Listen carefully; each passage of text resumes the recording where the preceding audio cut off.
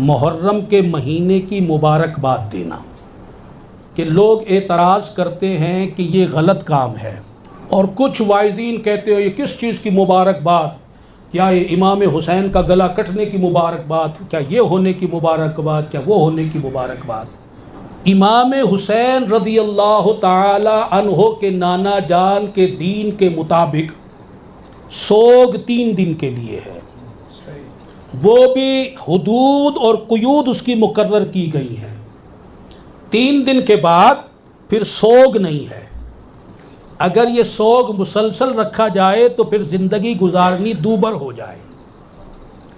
اگر واقعہ کربلا کی وجہ سے محرم کو نامبارک کہا جا رہا ہے، خیر مبارک نہ کہو، نامبارک کہو، واقعہ کربلا کی وجہ سے، تو کربلا سے بڑھ کر تو واقعہ وہ تھا جب رسول اللہ صلی اللہ علیہ وسلم کا وصال ہوا، وہ بڑا سانحہ تھا۔ اور ایک روایت کے مطابق رسول اللہ صلی اللہ علیہ وسلم کی پیدائش ماہ ربیع الاول میں ہوئی اور آپ کا وصال بھی ماہ ربیع الاول میں ہوا۔ اب جب ربیع الاول آئے اور کوئی مبارکباد دے، اور کوئی کہ نہیں مبارکباد نہیں دینا جی، اس مہینے میں تو سرکار نے وصال فرمایا تھا، تو ربیع الاول کی مبارکباد بند ہو گئی جی۔ رسول اللہ کی رحلت فرمانا یہ کم سانحہ ہے۔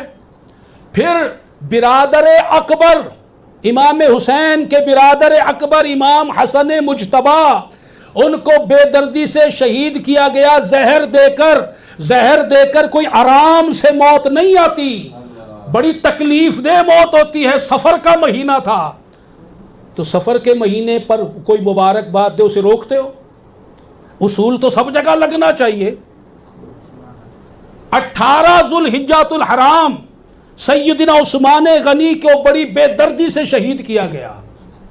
7 دن، کربلا میں تو 3 دن پانی بند تھا، وہاں 7 دن پانی بند رکھا گیا، ان کو اتنی بے دردی سے شہید کیا گیا۔ تو پھر جب بقرعید آئے تو مبارکباد نہ دیا کرو کہ حضرت عثمان غنی اس مہینے میں بڑے ظالمانہ انداز میں شہید کیے گئے۔ پھر مولا علی کرم اللہ تعالی وجہ الکریم کی شہادت کم ہے، 21 ماہ رمضان المبارک، پھر ماہ رمضان آئے تو کہے نہیں جی اس کی مبارکباد نہ دیا کرو، اس لیے کہ اس مہینے میں تو مولا علی مولا کائنات، ان کو بڑی بے دردی سے شہید کیا گیا۔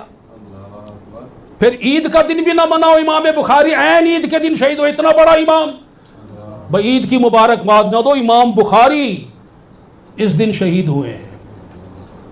تو یہ تو کوئی اصول نہ ہوا کہ جس دن جناب یہ واقعہ ہوا اس مہینے کو مبارکباد نہ دی جائے۔ ماہ محرم اسلام سے پہلے بھی معزز تھا، اسلام نے بھی اس کو عظمت والا مہینہ کہا، تو کوئی بھی مسلمان اس لیے مبارکباد ہرگز نہیں دیتا کہ اس میں واقعہ کربلا ہوا ہے، ہرگز نہیں، یہ تو خارجیوں کا کام ہے۔ وہ 10 محرم کو عید کا دن مناتے ہیں، سرمے لگاتے ہیں، نہاتے ہیں، کپڑے عید کی طرح مناتے ہیں، وہ تو خارجی لوگ ہیں۔ مسلمان اس کی مبارکباد اس کی اس عظمت کی وجہ سے دیتے ہیں جو اسلام نے اس کو عظمت دی ہے۔ وہ عظمت ختم نہیں ہوئی واقعہ کربلا سے، وہ عظمت اب بھی موجود ہے۔